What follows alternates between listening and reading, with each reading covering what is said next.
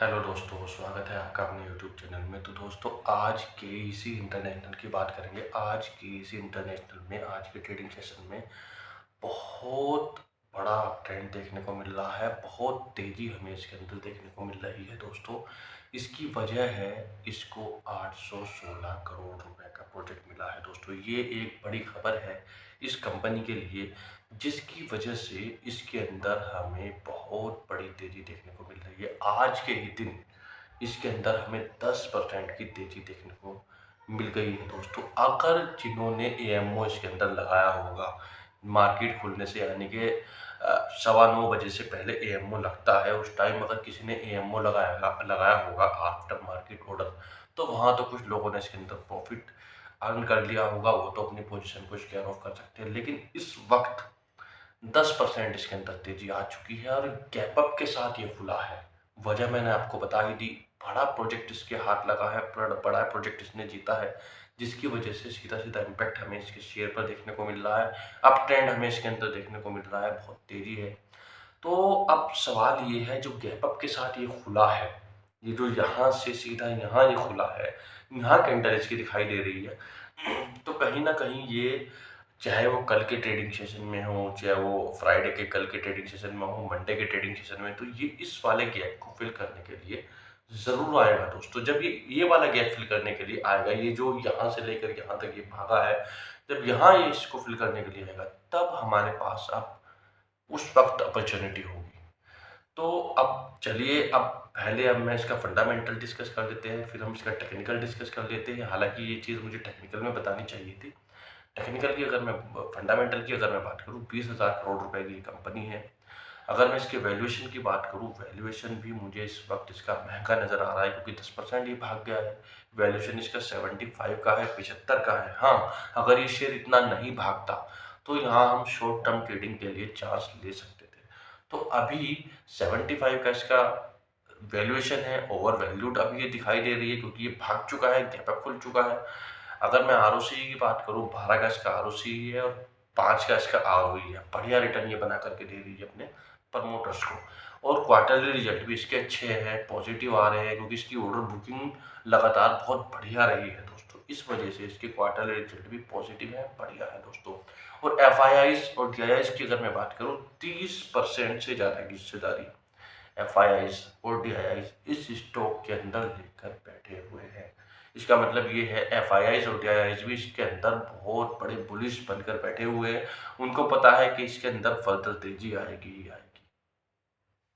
तो फंडामेंटल रूप से बस एक जगह थोड़ी सी प्रॉब्लम है, वो है इसका वैल्यूएशन। वैल्यूएशन थोड़ा सा इसका ज़्यादा है, फेयर है, थोड़ा ज़्यादा हो चुका है, ओवर वैल्यूड हो चुकी है। थोड़ा सा मैं यही कह रहा हूँ, शॉर्ट टर्म ट्रेडिंग के लिए। जब अब हम टेक्निकली बात कर लेते हैं।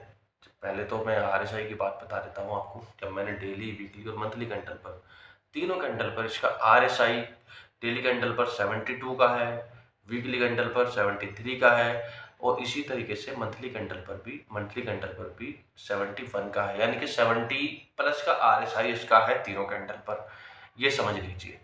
तो आरएसआई के हिसाब से भी ये 70 के ऊपर ट्रेड कर रहा है, तो कहीं ना कहीं ओवरबॉट, थोड़ा ओवरबॉट कंडीशन में, एक्सट्रीम ओवरबॉट नहीं है। यहाँ से आरएसआई ये समझ लीजिए 80 भी हो सकता है, 90 भी चला जाता है।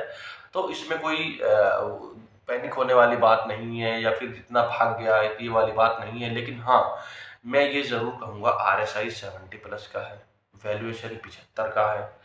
तीसरी बात, गैप अप के साथ खुला है। यहाँ कल बंद हुआ था, यहाँ खुला है, तो यहाँ एंट्री करने का कोई मतलब नहीं बैठता।